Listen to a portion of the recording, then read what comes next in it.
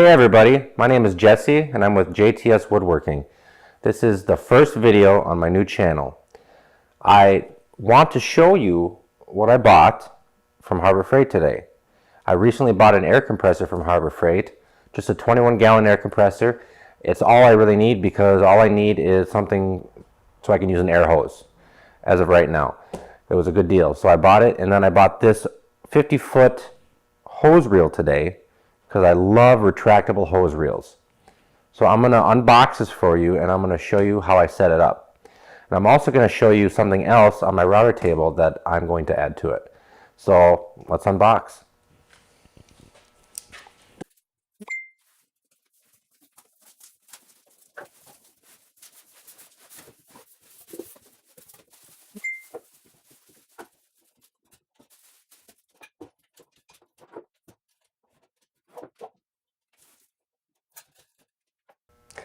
Here it is, guys.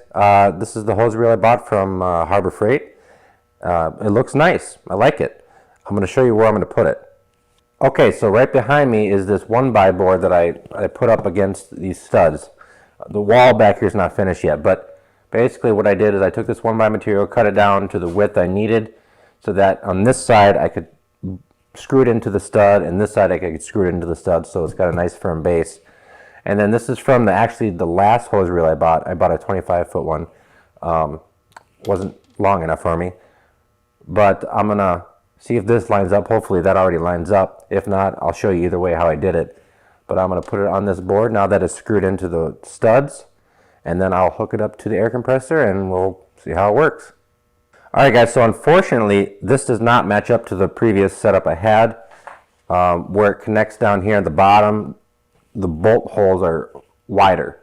So I need to reposition these, and I'll show you how I do that. I'm going to put this up against the board, mark where I need the bolt holes, and then I'll drill them out and I'll put the lag screws back in, and then we can put the top ones in as well.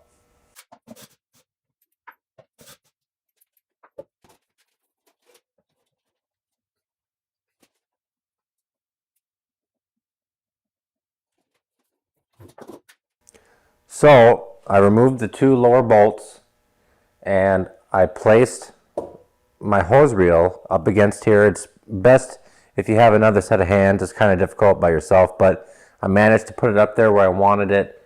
And then I marked these two spots down here with a pencil, and I'm going to drill a small hole in the center of those, and then I can drive in my lag screws and set this on those and tighten those down, and then I'll have a place to mark my top bolt holes, draw a pencil line in there, do the same process, and then we can mount it.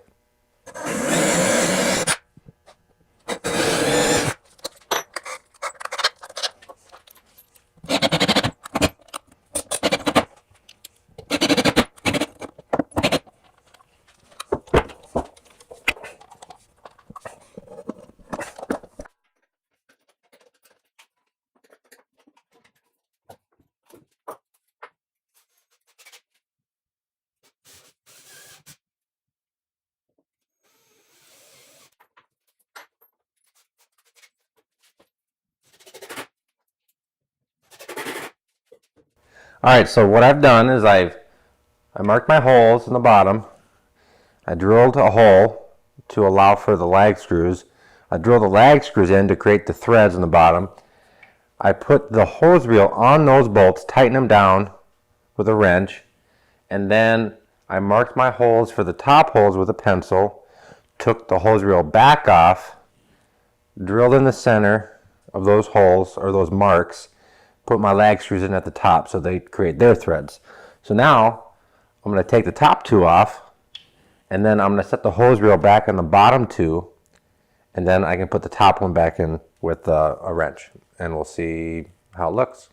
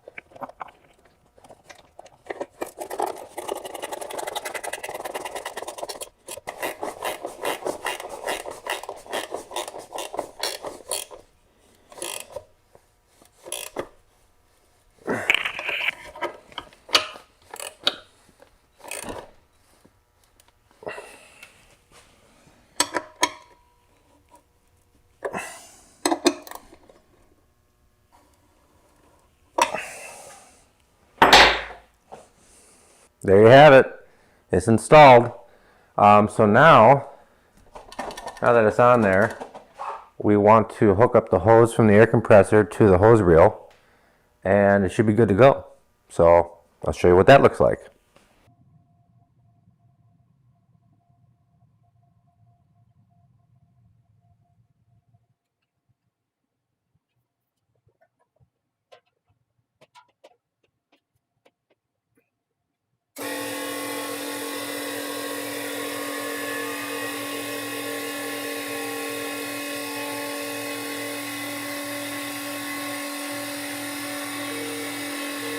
All right, so I hooked it up. Got this line coming from the air compressor to the hose reel.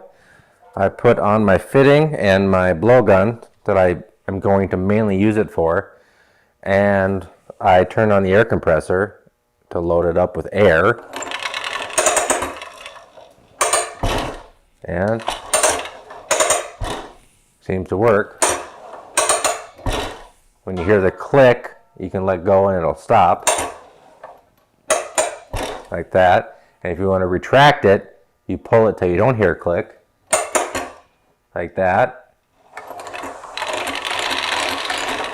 and it winds back up.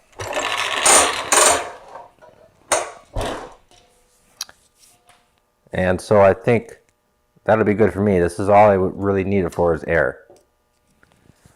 Let's turn the air on. Got my regulator, I need to turn that on.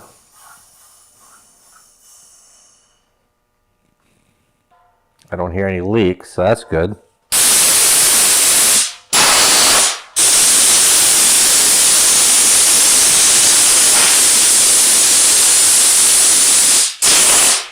That's all I need it for, so that's great.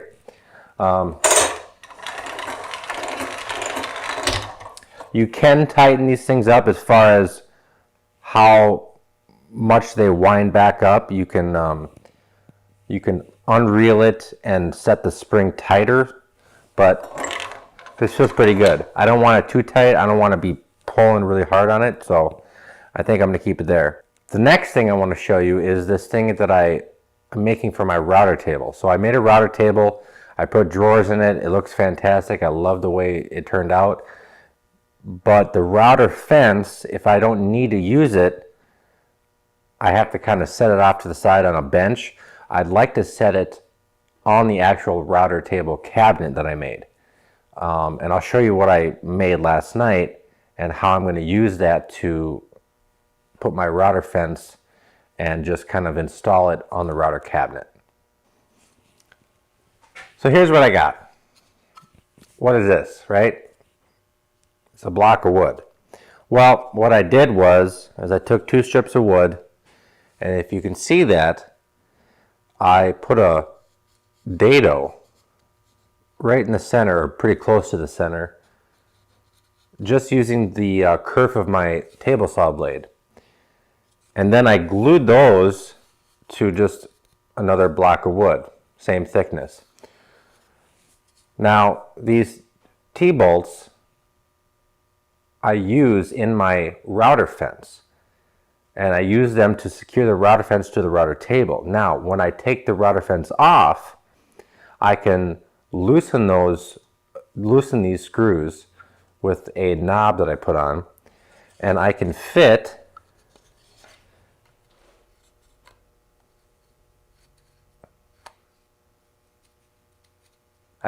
this T-bolt in there, and I may need to sand it out a little bit, but I can fit that T-bolt in there, and this back side will bolt or screw to the back of my router cabinet, and then this will go on to the router fence, and then I can tighten down the knob and it will hold the router fence to the cabinet. Seems confusing for me explaining it right now, but I'll show you what I'm... Okay, so here's the router cabinet. I won't go into too much detail, but I got drawers on either side on the bottom for storage. I got a paddle switch there to stop the router. I got a router lift in there that I bought, a Craig router lift, which is great. Put T-tracks in there for feather boards and the back two for the fence. And let me show you where I want to put this. Now if we come around to the back, I got this on casters. I just wanted to kind of put the fence back here, just to hang on the back. There's my dust port. I also have a dust port on the fence itself, but I'm kind of just thinking back here, just kind of rest the fence back there. And what I'm going to do, I'm going to take this block that I made. I sanded it down, I cut it down. I'm going to bolt it, position somewhere around there, and then I can slide the T-bolt in there and then lock it down, screw it down with the knob, and I'll kind of show you what that looks like. Okay guys, so that's the router table with the fence on it, and I want to show you what I did here. So back here, there's the back of the fence. It's got these knobs. These knobs over here are to adjust the fence face in and out for different router bit widths, and this knob and that knob is to lock it into these T-tracks to slide it back and forth. I'm utilizing these knobs to hang it from here. Now I just screwed this on. I had to trim it up a little bit, but those T-track bolts will slide right in here, and I'll show you what it looks like once I. All right, just to give you a closer look, there's the T-bolt right here, and that's going to slide into that slot.